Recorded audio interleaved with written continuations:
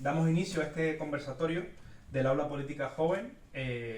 Como sabéis, es una de las actividades que creamos el curso pasado, dedicada principalmente a invitar a un ponente que nos hable sobre un tema que consideramos de relevancia y que se quede grabado para que después en nuestro canal de YouTube pueda ser visitado por todos los interesados, ¿no? Entonces, por eso le comentaba que el principal objetivo de la actividad, más allá del debate que podamos tener, es un poco que quede después esa huella digital y a partir de ahí pueda seguir desencadenándose debates y temas.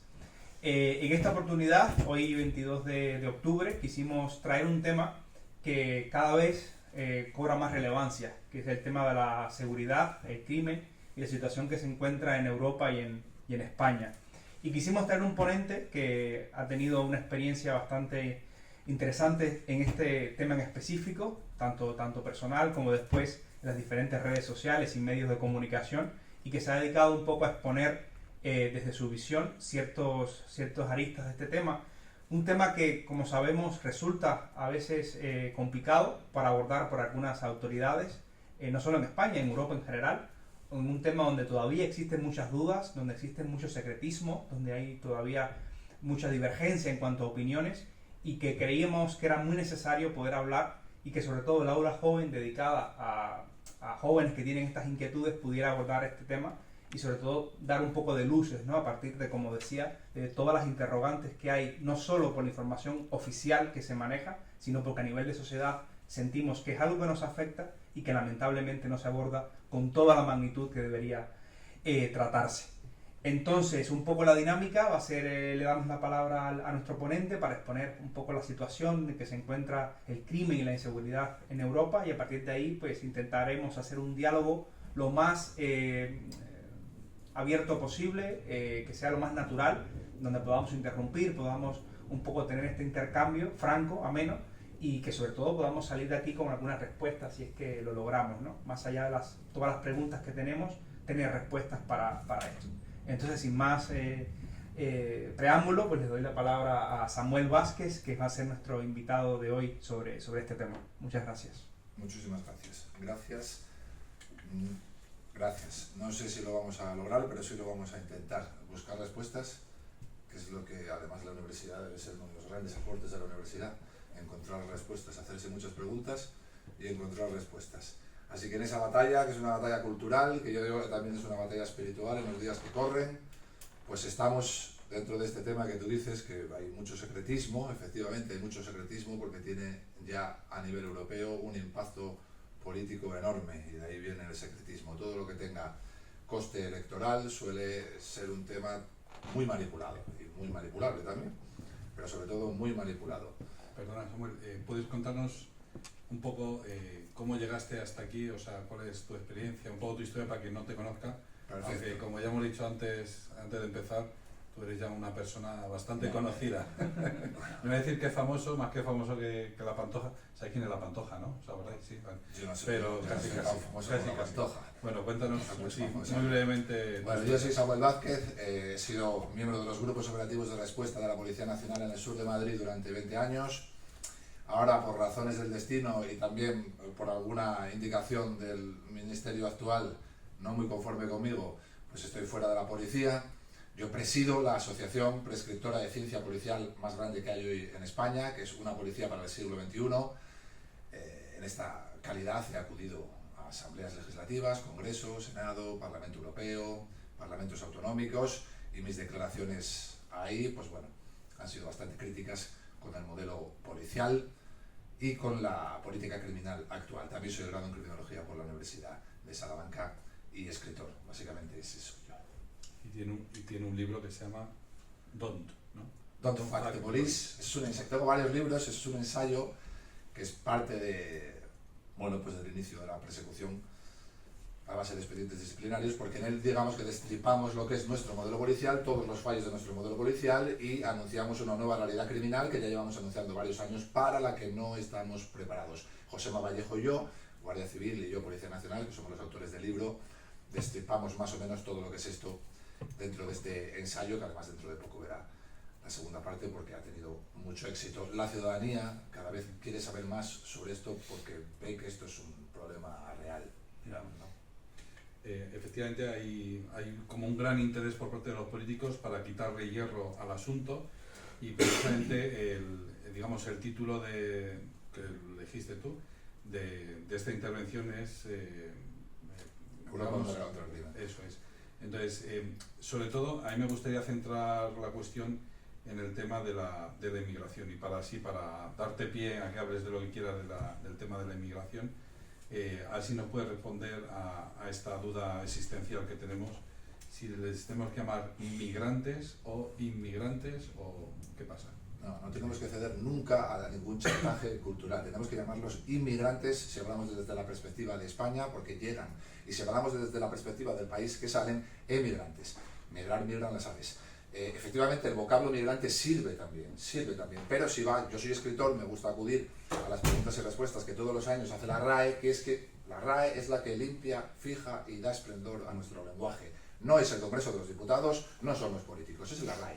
Y en las preguntas anuales siempre cae esta pregunta y siempre responden lo mismo. Cuando se pueden utilizar dos palabras para definir un concepto, hay que utilizar aquella que sea más completa. Desde la perspectiva del país que recibe, la más completa es inmigrante. Por lo tanto, lo que estamos recibiendo son inmigrantes, y esto es un proceso de inmigración. Si estuviéramos del país desde donde salen, diríamos emigrantes.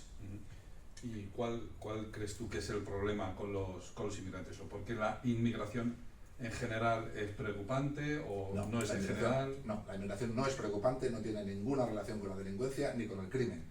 Los procesos de inmigración ilegal desbordados en el espacio y en el tiempo, sí, porque son imposibles de gestionar y por tanto imposibles de integrar en nuestras dinámicas sociales. Si además esos procesos desbordados, descontrolados por ausencia de control en fronteras, vienen de un continente o de territorios que no comparten nada con nosotros, ni cultural, ni religiosa, ni en términos de idioma, nada, ni en dinámicas sociales de violencia, nada, pues entonces la integración será todavía muchísimo más costosa. Es decir, nosotros no estamos como en Francia, porque nuestra primera oleada viene de Hispanoamérica, que somos hermanos. A un venezolano que huye del régimen de Maduro no hay que hacerle nada para integrarle, solo darle un trabajo. Viene aquí a currar y ya está perfectamente integrado. Pero una persona que viene de África no es igual. Cuesta más tiempo, más dinero y más recursos integrarlo. Por lo tanto, ¿por qué no estamos igual que Francia? Porque nuestra primera oleada no fue descontrolada y porque fue de nuestros hermanos hispanoamericanos. Los países que no tuvieron esta suerte tienen un gran problema. Así que, por dejarlo claro, ¿la inmigración es un problema? No, la inmigración es un activo para cualquier país. ¿Qué es la inmigración? ¿Qué es un proceso migratorio?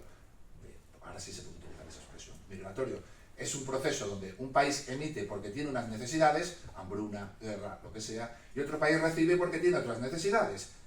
Explosión industrial, búsqueda de mano de obra, eso es. Pero eso no es lo que está pasando en España ahora, no es lo que pasó en Francia hace 30 años o lo que pasó en Suecia hace 20. Ahora tenemos procesos de inmigración ilegal desbordados en el espacio y en el tiempo. Y como cualquier problema social desbordado en el espacio y en el tiempo, es imposible de gestionar, de integrar, y tiene un impacto en las dinámicas sociales de los países de acogida. En términos criminales tiene un impacto enorme. Muy bien. Y podemos, a ver, ¿de dónde podemos sacar nosotros datos fiables para decir esto es desbordado, esto es demasiado, hasta aquí no llegamos? Con los datos tenemos un problema, y es que los datos asustan. Por lo tanto, los políticos que han provocado este fenómeno no quieren dar datos. Entonces, los datos tienes que ir a estudiar. Nosotros empezamos estudiando modelos comparados. ¿Por qué sabemos que los procesos de inmigración ilegal desbordados tienen un impacto en la delincuencia? Hombre, porque siempre que se han producido, allí donde se han producido, los incrementos de la criminalidad violenta han sido exponenciales. Es decir, Francia es testigo, cuando se produjeron, Suecia es testigo, hablamos del país más seguro de Europa, y Estocolmo, la capital más segura de Occidente hasta hace una década, es hoy la capital con más asesinatos por arma de fuego, y se están empezando a utilizar granadas de mano en los golpes. La capital más segura de Europa hace solo una década. Bien, allí donde se producen procesos de inmigración ilegal desbordados, se producen incrementos exponenciales de la criminalidad violenta. Esto ha sucedido siempre allí donde se ha dado. Lleva 5 años sucediendo este proceso en España, y los datos son los que son. Hace 5 años, en el 2017, teníamos 1.300 agresiones sexuales a niñas. Yo digo niñas, aunque tengan 18 años, porque podrían ser mis hijas, la mayoría son muy jóvenes. 1.300. Ahora estamos en el año 2022, que es el único que se puede medir en términos de igualdad, porque la ley solo si es sí, sabéis que ha abonado abusos y agresiones, y por tanto ahora salen más, pero en el 2022 todavía no, ya estábamos casi en 3.000. Es decir, ya habíamos duplicado en 5 años las agresiones sexuales. Un aumento de un 15 o un 20 ya sería alarmante. Duplicar las agresiones sexuales es una barbaridad y están mandando constantemente mensajes para esconder el problema. Hemos incrementado desde el 2017 exponencialmente los homicidios y nos están haciendo trampas. El ministro Baitera son los consumados, porque la ciencia médica de primera respuesta ha avanzado mucho, cada vez se salvan más vidas, un apuñalado llega a un móvil que es un hospital con ruedas, te lo lleva estable al hospital. Vale, pero los homicidios intentados se han triplicado. Es decir, el crimen está. La ciencia médica avanza, el crimen no, el crimen empeora. Hemos empeorado exponencialmente en 5 años en secuestros, agresiones sexuales, homicidios, robos con violencia y, ojo, delitos de lesiones y riña tumultuaria, que son predictores del establecimiento de bandas criminales allí donde se dan. ¿Qué más datos quiere la gente? Son datos que se pueden sacar del Ministerio del Interior de los balances de criminalidad anuales, que no te dan o te dan manipulados para engañarte. Como ya no pueden dar ninguno, el último que dio el ministro hace un mes para presentar la semestral, los datos semestrales, es una estupidez, es un engaño masivo. Habló de delitos comunes. Como ya no puede dar delito a delito porque todos van mal, habló de que tenemos una tasa inferior a la media europea en delitos comunes. Primero, ¿qué son delitos comunes? No deben ser agresiones sexuales y homicidios, por los datos. Segundo, ¿a mí qué me importa para valorar cómo va España que tengamos una media inferior o superior a la media europea? Es decir, porque le vaya peor a Francia, ¿me va a ir mejor a mí? Yo tengo que medir los resultados del 2023 en comparación con los años atrás en España, no en Francia. Yo no quiero llegar a Francia porque en Francia hoy hay 80 violaciones diarias. 80 niñas son violadas a diario en Francia. Y eso ya me quiero esconder. Y la cuestión es precisamente por qué sucede eso. Vamos a ver, una cosa es que uno robe, bueno, pues si uno roba, pues se le tiene que castigar y tal, y entonces digamos que la policía está para contener, ¿no? Ese tipo de comportamientos sociales, ¿no? Porque todos sabemos que al final uno obedece a las leyes o bien por temor a la represión, por temor al castigo, por temor a ir a prisión o por temor a la multa, o bien por educación. Es decir, hombre, yo no voy robando por ahí a la gente o no voy pegando a la gente porque considero que está mal. Es decir, por tu foro interno, por tu educación, por tus creencias, por lo que sea, o bien por un foro externo que es, pues eso, por temor al castigo. Entonces, ¿qué es lo que falla en este sentido? ¿Qué es lo que falla? Entonces necesitaríamos 5 horas. En nuestra política criminal falla todo, en nuestro modelo policial falla todo. El elemento coste-recompensa está invertido, es decir, la recompensa para un criminal es enorme, el coste es bajísimo, y esto genera una empatía criminal, un efecto Lucifer en la juventud. Hace poco nos mataron a David y a Miguel Ángel en Barbate, en Cádiz. Bueno, Barbate es Cádiz, el Estrecho, la zona del Estrecho es una población donde el mensaje que se le manda a un joven es muy evidente. Tenemos, yo qué sé, esto que se habla tanto, de que de aquí salimos con políticas sociales y educativas. De un escenario de degradación criminal alto no se sale nunca con políticas sociales y educativas, nunca. No hay un ejemplo en el mundo que nos dé eso. De ahí solo se vuelve con una política represiva y un cambio de modelo policial y una política criminal. Y luego, cuando hayas logrado eso, entonces sí entran en juego las políticas educativas y las políticas sociales. Pero no antes, porque no hay ejemplos. Sin embargo, sí hay ejemplos de transformación de modelos policiales, Bukele, Giuliani, Nueva York, que nos dicen que ese es el camino, ¿vale? Entonces, ¿qué piensa un joven de Cádiz? No tiene trabajo, pero tenemos políticas sociales. La Unión Europea te paga un curso de fontanería durante 5 años. Perfecto, muy bien, 5 años, sin cobrar ni un duro. No puedes ni invitar a tu novia a ir al cine. El tonto que se sentaba al lado suyo en el pupitre, en el instituto, ese tonto ha dado 2 viajes con la narcolancha y tiene 20.000 euros. Va con su novia al mejor club de Cádiz y cierra un reservado al lado donde lo cierra Cristiano Ronaldo. El mensaje del efecto Lucifer es brutal para un joven. Es decir, yo me tengo que tirar 5 años y esto es lo que voy a conseguir. Sin embargo, este tipo ha dado 2 viajes bien. Hasta que no eliminemos a los lobos, hasta que no eliminemos el mal, hasta que no eliminemos el monstruo, no hay nada que hacer. Hasta que la juventud de Cádiz no sepa, si tú quieres tener un reservado en la mejor discoteca de Cádiz, si quieres tener un iPhone de última generación, si quieres tener unos buenos playeros, solo hay un camino. Formación, esfuerzo, sacrificio, trabajo. Lo que no puede ser es tener un monstruo al lado que te diga que en 2 viajes ganas 20.000 euros. Eso hay que acabar con ello antes de cualquier política social educativa. Y no se acaba con ello. No se acaba con ello porque tiene un coste altísimo político acabar con ello. ¿Y por qué tiene un coste altísimo? Esto es triste decirlo, pero es así. Porque que te maten a David y a Miguel Ángel son 24 horas de telediario. Nadie dimite, nadie cesa, no pierdes ni un voto. Pero si David dispara al narco que iba en la lancha antes de que lo hubiera matado y mata al narco, tienes manifestaciones en media España, espérate si no las tienes en media Europa. Torturas, tiene que dimitir el director general, tiene que dimitir el delegado del gobierno, tiene que dimitir el comisario. Eso sí tiene coste político. Lo hemos visto con el Black Lives Matter, cómo se financió un movimiento para echar a Trump, que era la única función de ese movimiento, cómo se financió y cómo en un país donde mueren a diario padres de familia inocentes, donde mueren niños, un país con una tasa de homicidios bastante más alta que Europa, un país donde padres de familia salen a patrullar y no vuelven. En un país así no pasa absolutamente nada ante esos asesinatos. Pero mataron a un tipo negro con no sé cuántos antecedentes, que 6 meses antes estaba abriéndole la cabeza a una señora mayor con un bate para robarla, y se levantó medio país. Se levantó medio país. Y es posible que tenga un impacto enorme en la pérdida de las elecciones de Trump. Los políticos lo saben. Saben que luchar contra el crimen tiene coste, porque la sociedad se ha perfilado de una determinada manera por unas determinadas ideologías que viven muy a gusto en el caos y muy poco a gusto en el orden. Y como lo saben, no quieren arriesgar. ¿Por qué quitan el Oconsur? Porque el Oconsur no daba vueltas por la playa. Los del Oconsur se enterraban en la arena y cuando llegaban a la playa salían con sus fusiles y les apuntaban. Pero claro, el Oconsur puede provocar algún muerto. Es una obviedad. Y ese muerto tendría un coste altísimo para la política. Entonces yo siempre digo, cuando me preguntan, ¿Francia está perdida? Yo digo, Saint-Denis se recupera en 6 meses. En 6 meses, pero necesitamos a un tipo fuerte, a un político fuerte que esté dispuesto a defender lo que hay que hacer. ¿Puede que mueran 2 criminales en Saint-Denis durante esos 6 meses? Sí, puede. ¿Puede que se te levante todo el país y pierdas el ministerio? Sí, puede.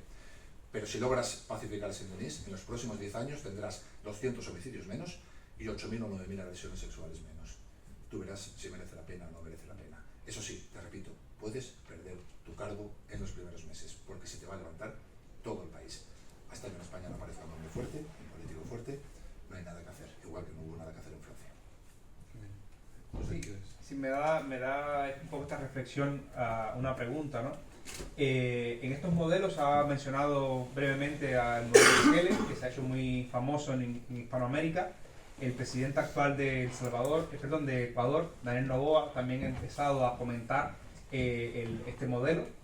Y en Hispanoamérica también está esa situación que en países como México, ahora hay una presidenta que ha asumido hace muy poco, pero también ha desarrollado una política de seguridad que parece ser que no va a ser muy exitosa tal y como lo está planteando. Y a partir de ahí, pues un poco la reflexión sobre estos modelos. Es decir, esta crítica que se hace a Bukele, que quiere copiar otros presidentes, creo que el de Panamá también lo ha comentado muy positivamente, ¿hasta qué punto están justificadas? ¿Hasta qué punto este combate al crimen los políticos sí tienen herramientas para realizarlo? ¿Y hasta qué punto no? Si, ¿cómo se pudiera hacer un balance sobre qué políticas para su juicio sí son las más correctas y cuáles van en la línea equivocada? Los políticos siempre tienen herramientas, siempre. Las políticas correctas son aquellas que después de hacer un análisis de la idiosincrasia de tu territorio, planteas un plan en función de esa idiosincrasia. España no es El Salvador, por lo tanto el plan no sería lo mismo.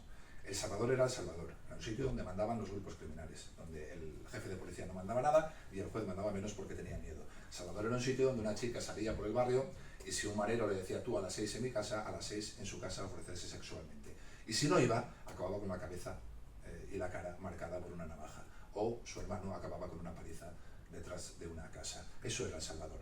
En un escenario así, en esa idiosincrasia, hay que entender una cosa que explicar a la juventud de hoy es difícil, ¿vale? Nosotros nos hemos criado en contextos muy pacíficos, pues la década de los 90, principios de este siglo, la juventud ha crecido en una sociedad muy pacífica, o que ellos creen que es pacífica, y han surgido muchos idealistas, mucho piano blanco de Lennon, muchas de estas cosas. Bien, la historia es muy violenta.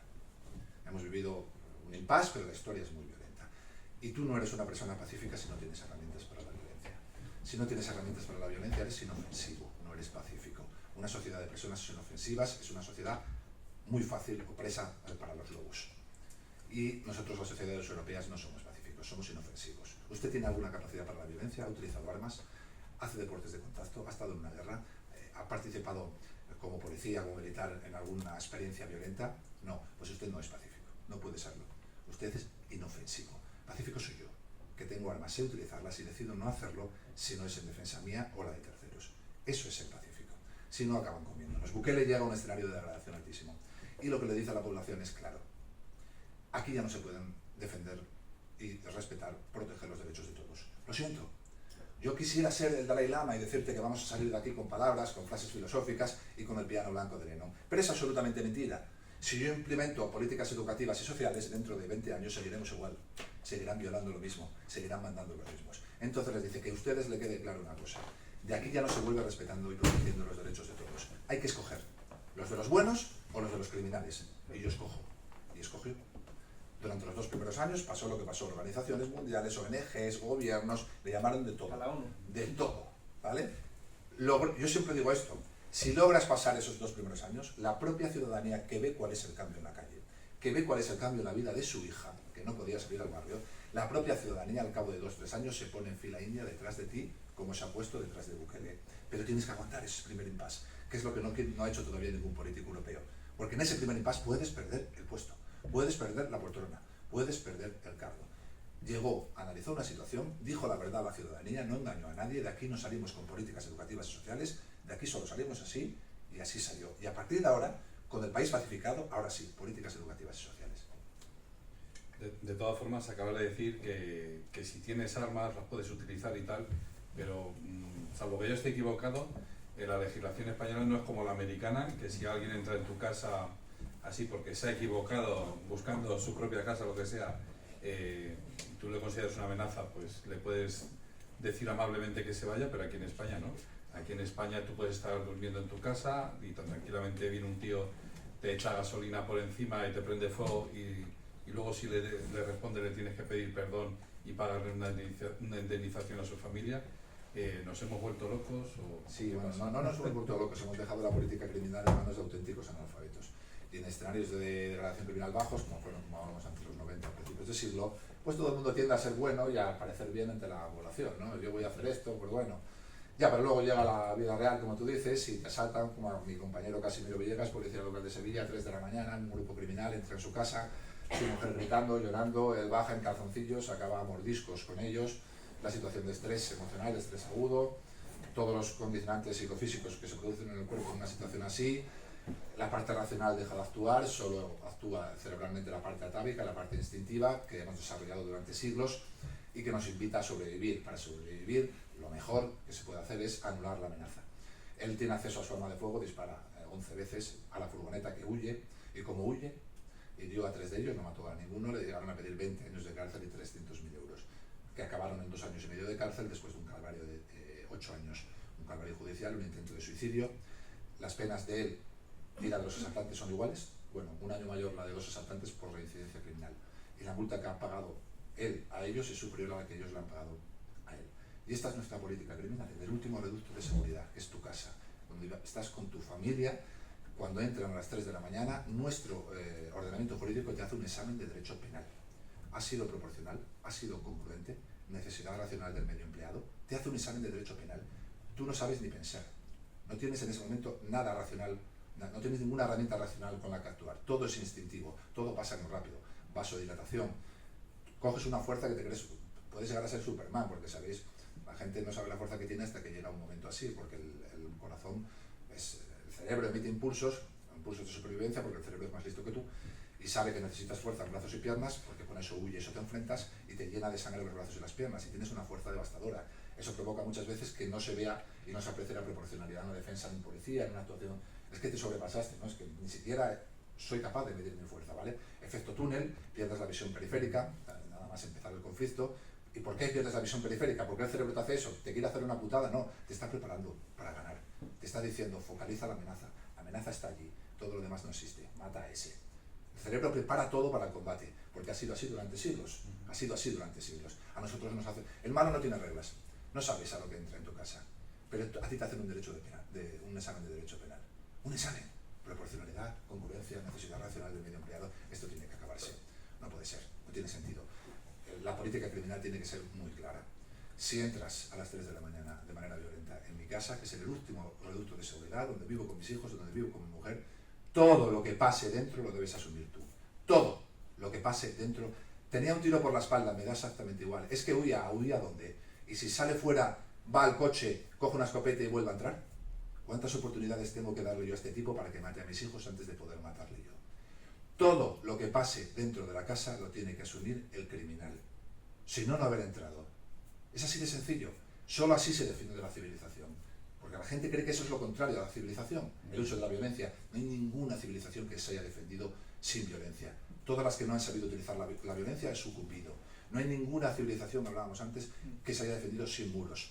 Los muros no son odio a lo de fuera, son amor a lo de dentro. Todas las civilizaciones, incluidas la nuestra, estaban rodeadas de muros. Hoy no los tenemos porque se han derrumbado, pero si vais a Ávila, que es precioso y está aquí al lado, tenéis la muralla prácticamente completa. La muralla, ahí se protegía la civilización. Cuando se derriba esa muralla, cae la civilización. Es cuando llega la barbarie. La casa es un poco también nuestra muralla personal. Y yo lo siento, pero la política criminal tiene que ser la que tiene que ser. Yo, desde luego, siempre lo digo, me lo preguntan, tengo cero dudas con esto. Si alguien entra en la casa donde están mis hijos a las 3 de la mañana de manera violenta, no voy a hacerles ninguna pregunta. Si tengo acceso a mi arma de fuego, que la voy a tener, voy a vaciar el cargador. Y luego voy a asumir todo, como hombre, voy a asumir todo lo que me pase después. Lo voy a asumir porque una de las cosas más nobles que puede hacer un hombre es proteger a su familia en su casa. Y con esa perspectiva, precisamente, ya no tanto a nivel individual, sino, como decías ahora, a nivel de civilización, ¿tú crees que la civilización europea, occidental, está en peligro? Absolutamente. No es que es una obviedad. Es decir, nos han vendido una alianza de civilizaciones, las civilizaciones fuertes no se han aliado nunca jamás en la historia. Si acaso, de manera temporal y por intereses. Luego siempre han competido, han luchado una contra otra y ha ganado la más fuerte. Es evidente que la nuestra no es la más fuerte. Hemos abandonado la cultura, los ritos, las tradiciones, casi odiamos lo nuestro, ¿verdad? Y como Francia comenzamos con procesos de aculturación, que todas las culturas son iguales y hay que respetarlas todas, y eso no es así, es mentira. No todas las culturas son iguales, no todas hay que respetarlas. Nosotros vivimos en la civilización más libre y próspera que ha conocido la humanidad, y esto lo sabemos ¿por qué? Porque todo el mundo en el planeta Tierra que huye de algo, todo el mundo huye hacia Occidente. Todo el mundo. Incluso los palestinos, cuando huyen, no huyen a la frontera con Egipto, que también la tienen, amurallada, con murallas muy altas.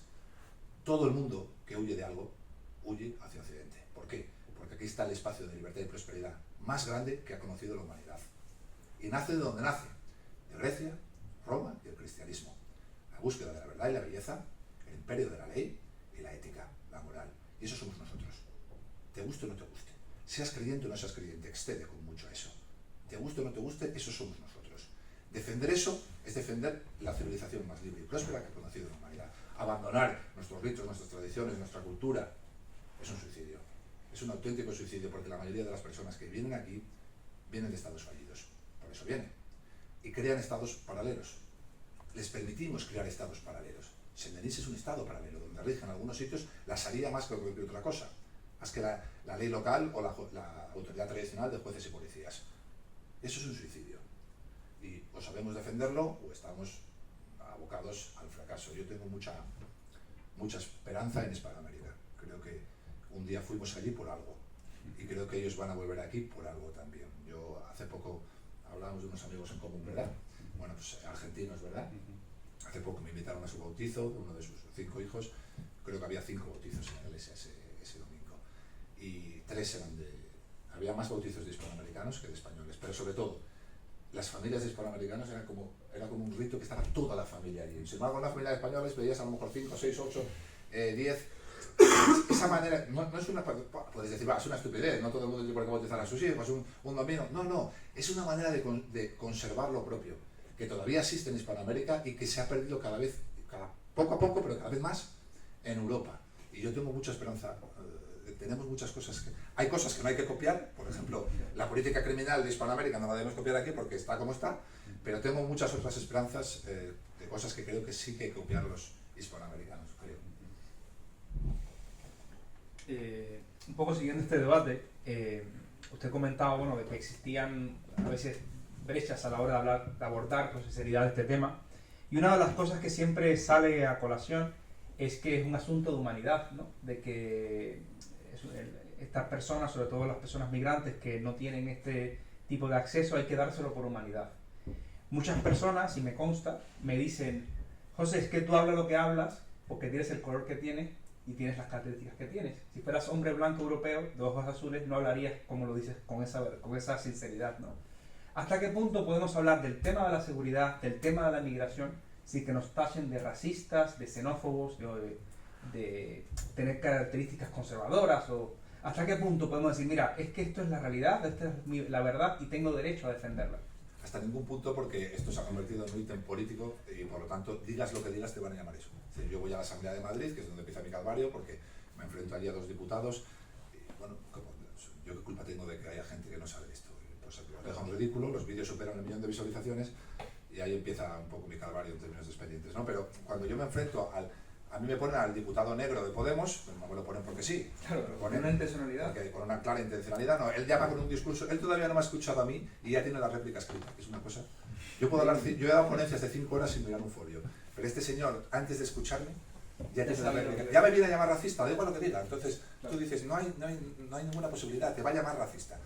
Como yo lo sabía, enfaticé hasta 3 veces durante mi discurso, que solo te dan 15 minutos, enfaticé, esto no tiene nada que ver con una raza, no tiene nada que ver con una nacionalidad. Esto tiene que ver con el origen de la cultura en procesos de inmigración cuantitativamente desbordados.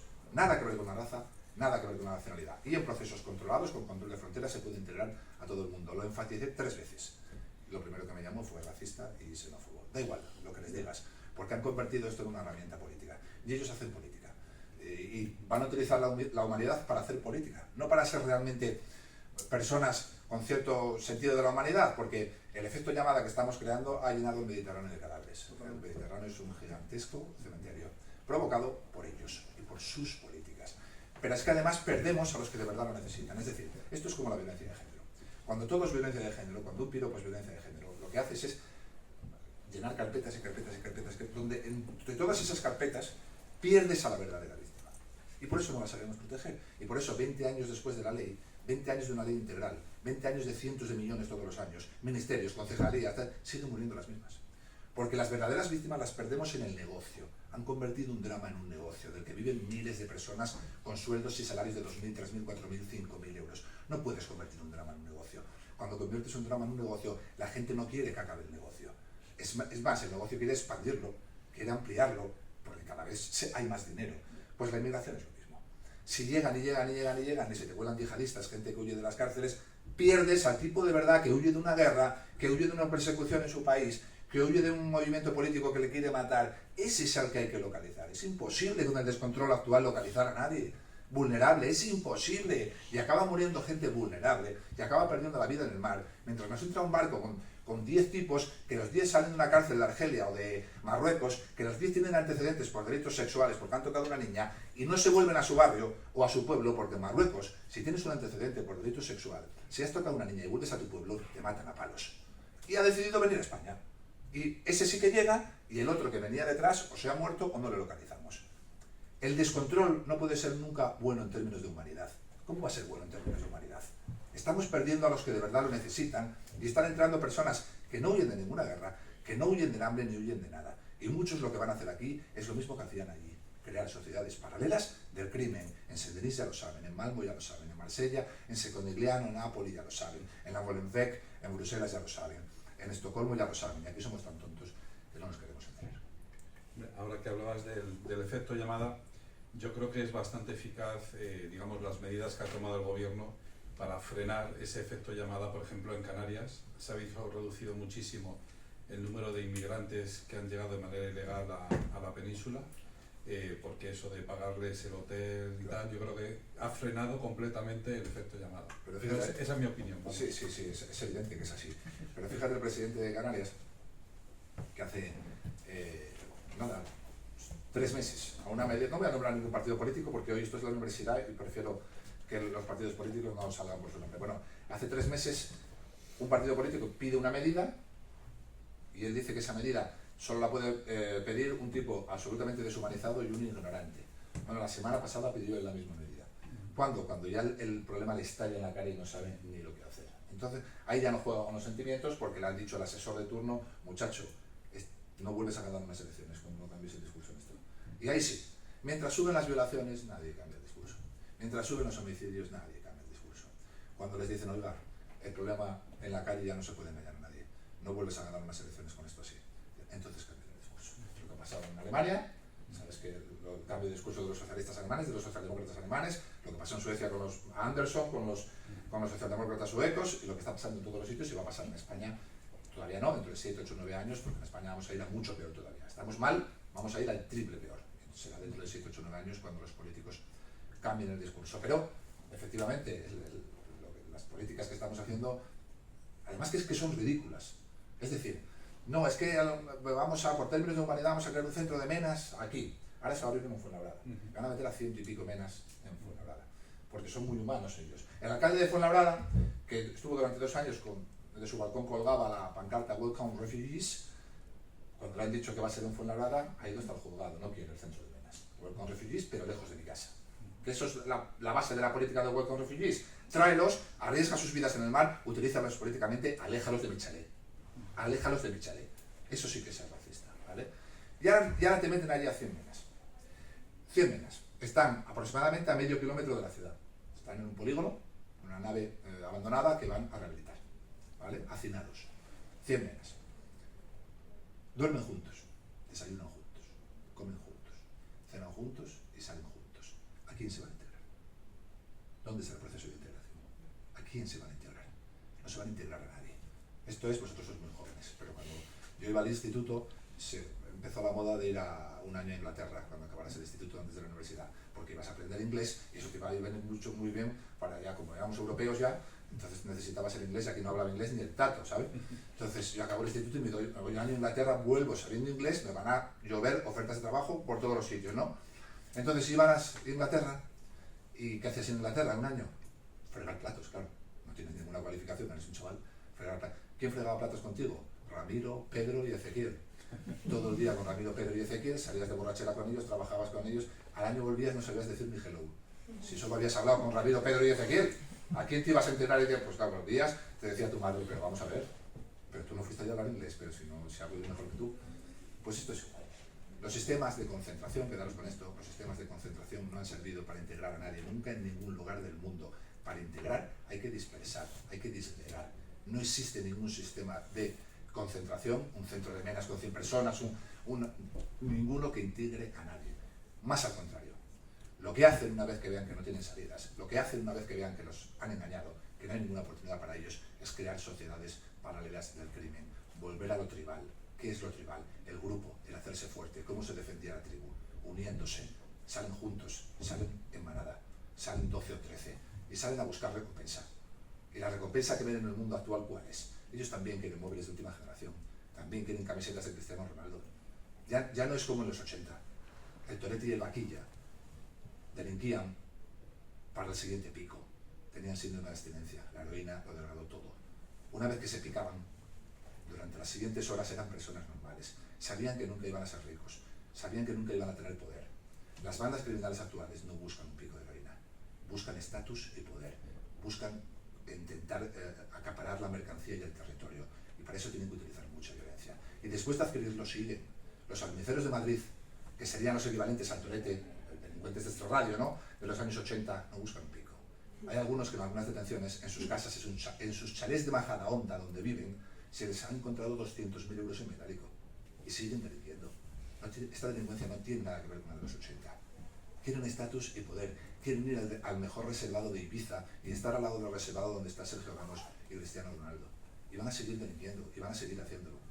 Pero nuestra política criminal, nuestro modelo policial, sigue persiguiendo al Torete y al Vaquilla. Y sigue diciéndonos que todo está condicionado por el nacimiento y por el orden social donde nazcas y por la economía, y esto es mentira. Sigue habiendo ese condicionante, pero ya no es el condicionante preponderante. En absoluto, en la política criminal ya no es el condicionante preponderante.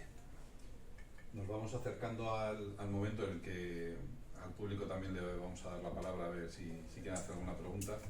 Pero yo quería hacerte 2 preguntas, te las planteo y tú ya te divides el tiempo como quieras.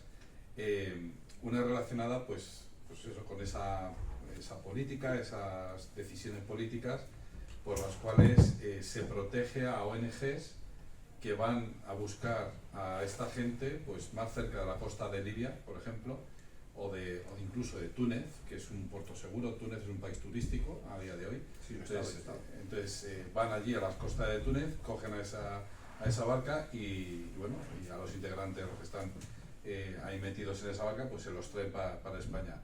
Esa es una, ¿no? Es el momento de la cooperación necesaria por parte de las ONGs y del propio gobierno, que también protege eso. Y la otra pregunta es, ¿en qué momento a alguien le pareció buena idea que en un país donde hay, no sé qué tasa de paro tenemos ahora, pero debe rondar como el 20% o una cosa así, en qué país, o sea, en qué momento a alguien le pareció buena idea que en un país en el que ronda pues el 12, 13, 14% de paro, dice, pues necesitamos cada año 200.000 inmigrantes más para darles trabajo o qué, ¿no? O sea, Claro, sobre la primera cuestión tenemos a uno de los mejores analistas internacionales aquí, que es Rubén Pulido. Él monitoriza las lanchas de las ONGs y de salvamento marítimo, y son barbaridades, barbaridades. Sales de Canarias y vas a rescatar una lancha enfrente de una playa de Mauritania. Pero hijo, alguien te ha llamado por teléfono, te lo ha puesto en un WhatsApp, porque no creo que lo hayas visto desde allí. Una vez que lo rescatan, contradicen las leyes marítimas, porque las leyes marítimas dicen que lo debes llevar al puerto seguro más cercano, y en Túnez, y en Mauritania, y en Marruecos los puertos son seguros, al puerto seguro más cercano, y ellos no hacen eso, lo llevan al puerto europeo más cercano, que suele ser el más lejano. O sea, cuadriplican el viaje arriesgando a la gente que va dentro en condiciones de inseguridad, tanto jurídica como física, porque, ya como hemos respondido antes, porque esto es un enorme negocio, que mueve miles de millones a nivel europeo. Miles de millones. Fundaciones, ONGs, cargos, instituciones, ministerios, direcciones generales. Son miles de personas que viven de esto. Tipos que tienen el carnet del partido y que pasan a ser director general de inmigración. 6.000 euros de sueldo. Su bagaje en la empresa privada es cero. No ha hecho otra cosa que servir al partido toda su vida. ¿Y dónde van a dar este 6.000 euros de sueldo? Bien, pues para él eso es un negocio. Y las personas no quieren que acabe el negocio. Entonces las políticas todas se transforman. ¿Y qué pasan a ser? Crear o sostener problemas para mantener gigantescos presupuestos. No solucionar problemas, porque si solucionas el problema, se acaba el presupuesto. Y tú no quieres que se acabe el presupuesto. ¿Dónde vas a ir a ganar 6.000 euros como director general de inmigración que eres ahora? Si no has hecho nada en tu vida sin tener el carnet del partido. Bueno, no se puede convertir en un drama de negocio, ni el de la muerte de la mujer, ni el de la inmigración, ni ninguno. Y si se convierte, tenemos auténticas perversiones disfrazadas de moralidad. Porque encima están disfrazados de moralidad, encima te insultan a ti, si quieres evitarlo. Porque son personas, pues como Shakespeare, ¿no? Como una tormenta, como la tempestad de Shakespeare, ¿no? El infierno está vacío, todos los demonios están aquí. Yo creo que hoy en día en política todos los demonios están aquí. El infierno tiene que estar vacío. Eso en relación a la primera pregunta. La segunda, que ya estoy muy mayor, ¿cuál era?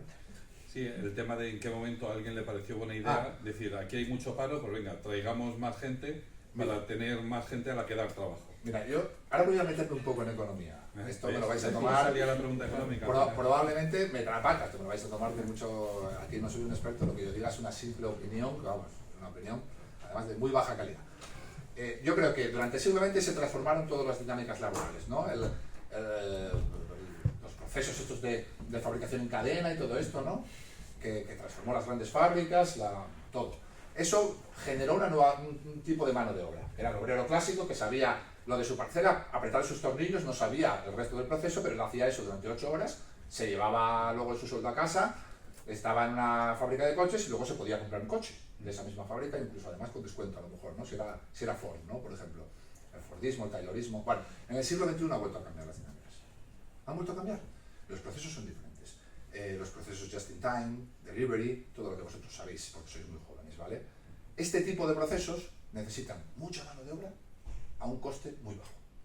Es así, lo necesitan. En Europa ya no encontraban un chico, o muchos chicos, que se quisieran subir una bici durante 12 horas para ganar 1.200 euros. Hiciera frío, hiciera calor. Ya no encontraban esa mano de obra, no. Entonces, las élites económicas hicieron lo que hacen siempre. Vamos a comprar a las élites políticas.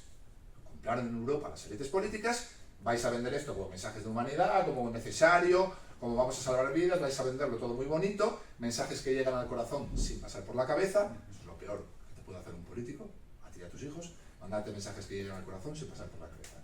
Y entonces empezaron este tipo de procesos para colmar las ansias de unas élites económicas y así también colmar los esfuerzos enormes que hacen por contentarlas las élites políticas. Y todos contentos. Pero en algún momento el proceso se desbordó.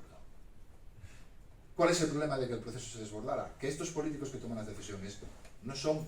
Antes las sociedades se regían por consejos de sabios. ¿Quiénes eran los sabios? Eran los ancianos. Eran los que más sabían en el pueblo y en la tribu. Eso ya no existe. Ahora ves chavales diputados de 25 años que no salen de la misa de media, les oyes hablar y da vergüenza. Concejales, diputados, estamos en manos de los peores en el peor momento. Cuando el problema se desborda, no saben qué hacer. Y claro, no quieren cambiar el discurso. Porque si hemos vendido que se necesita esto en base a esto, ¿cómo voy a decir ahora que es todo mentira, que os he engañado, que voy a condicionar la vida vuestra, la de vuestros hijos en vuestros barrios a todos los niveles por culpa mía? Eso no os lo voy a decir. Entonces ya no saben qué hacer. Ahora mismo, te lo aseguro, no saben qué hacer. Y ahora hemos escuchado a von der Leyen decir que va a crear puertos para inmigrantes, pero no en Europa, que les va a crear en terceros países, en África y en otros sitios. Una medida innovadora, dice ella. Podéis poner Samuel Vázquez, un Parlamento Europeo, hace 2 años, yo visité el Parlamento Europeo y yo pedí externalizar los puertos, como hizo Australia en su momento hace una década, para salvar vidas. Australia también recibía miles de inmigrantes de las islas pobres, hizo una política que se llamaba No Way. De ninguna manera vas a entrar en mi país si vienes de ilegal. Todos los millones que se gastaba se los dio a Nueva Guinea, una isla cercana y pobre. Le dijo a partir de ahora, barco se rescata a Nueva Guinea. ¿Qué pasa en Nueva Guinea? Que el inmigrante ilegal que llega no rompe el pasaporte. No miente sobre dónde es, porque no se quiere quedar en Nueva Guinea. Entonces vuelve a su sitio inmediatamente. Condiciones seguras, tanto físicas como jurídicas. Y así evitó las muertes en el mar Australia. Y así evitó este proceso. Vale, nosotros dijimos, si funcionó allí, vamos a adaptar la idiosincrasia europea, y yo llevo años pidiéndolo, vamos a hacerlo aquí. 3 puertos en el norte de África, volvemos a la economía. Oigan, yo que soy Mauritania, usted es Mauritania, no mire. ¿Usted qué balanzas comerciales tiene? Esto. Usted, gracias a la Unión Europea, ¿cuántos millones gana al año? ¿No? 7.000, 8.000, 9.000 millones. Nosotros estamos haciendo un favor a su prosperidad, ¿no? Pues usted tiene que devolvernos el favor. Y si no nos lo devuelve, olvídese de las balanzas comerciales positivas. A partir de ahora no le compramos nada. Usted tiene que poner un puerto en Mauritania. Y en ese puerto se va a rescatar a las personas y se le van a devolver. Y usted, en condiciones de seguridad, las devuelve a sus países. Esto lo ha pedido von der Leyen. Hace 2 años lo pedí yo, y racista, fascista, xenófobo, pero claro, von der Leyen sabe que tiene que hacer algo, pero no tiene ni idea de lo que hacer, porque lo que hay que hacer lo ha criticado durante años.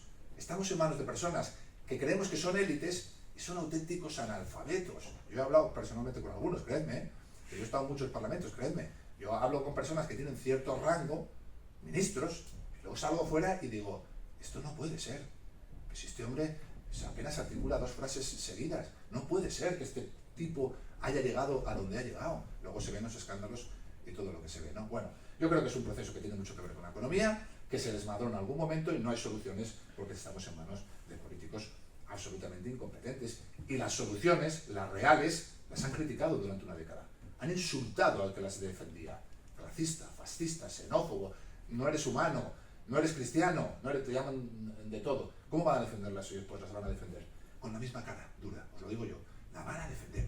Igual que Magdalena Andersson, cuando le dijeron que iba a perder el gobierno en Suecia, dijo lo de que se habían creado sociedades paralelas del crimen gracias a las redes de inmigración ilegal, que no habían sabido tal. Lo que algunos llevamos diciendo una década y que ella nos llamaba de todo, lo dijo cuando el asesor le dijo vas a perder las elecciones.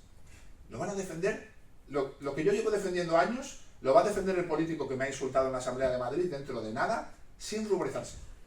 No se ruborizan, porque no tienen, volvemos a lo de antes, no tienen una edificación moral, no tienen códigos, no tienen principios, no tienen valores, y eso es fundamental. Yo os pido que sigáis a mi articulista preferida, Esperanza Ruiz, porque yo siempre he dicho que esto es una batalla cultural, y yo llevo una década en la batalla cultural, me ha costado la voz, expedientes y el trabajo, pero bueno, más cosas, me ha costado mucho, ¿vale? Pero bueno, asumo el coste como un hombre y no pasa absolutamente nada. Yo siempre decía que es una batalla cultural, siempre he intentado dar la batalla cultural. Esperanza Ruiz dice una cosa, dice, la batalla no solo es cultural, también es espiritual. Esta batalla también es espiritual. Es decir, nos están intentando vaciar por dentro. Y una vez vacíos, van a llenarnos con toda su mierda. Yo no pienso dejarme vaciar, no pienso dejarme vaciar. Juan Pablo II dejó dicho, la verdad hay que defenderla hasta el final, aunque volvamos a ser solo 12. Muy bien, pues muchas gracias. No sé si tenéis en el público preguntas. ¿Sí? Vale. Así de viva voz. Bueno, buenos días y muchísimas gracias por asistir.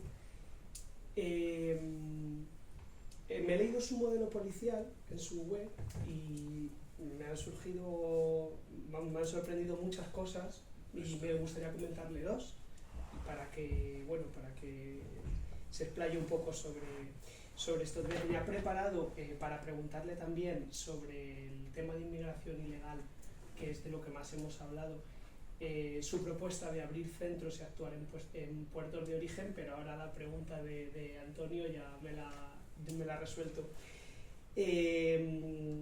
Usted comenta que en otros países hay mandos intermedios de cargos de policía intermedios que opinan en redes sociales, en foros públicos, sobre ciencia policial, y que eso en España es imposible, que las cuentas de redes sociales sirven para difundir propaganda o estadísticas que no son, que son sesgadas, estas estadísticas. Sí.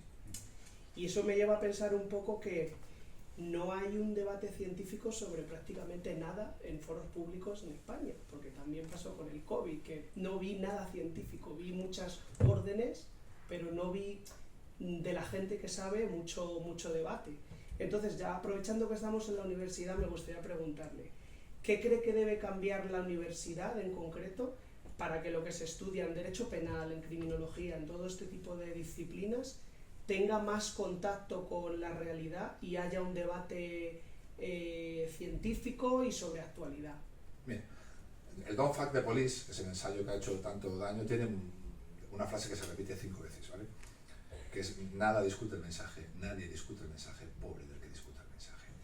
Esto es nuestra sociedad en la actualidad, y efectivamente tú vas al New York Police Department, por hablar del departamento de policía más famoso del mundo, y verás a una cantidad de mandos intermedios de uniforme con su gorra, con su placa, opinar sobre lo que pasa en su distrito, dar consejos. Vete a buscar un comisario en Twitter, o un general. Se les acabó la carrera, está prohibido para empezar, ¿vale?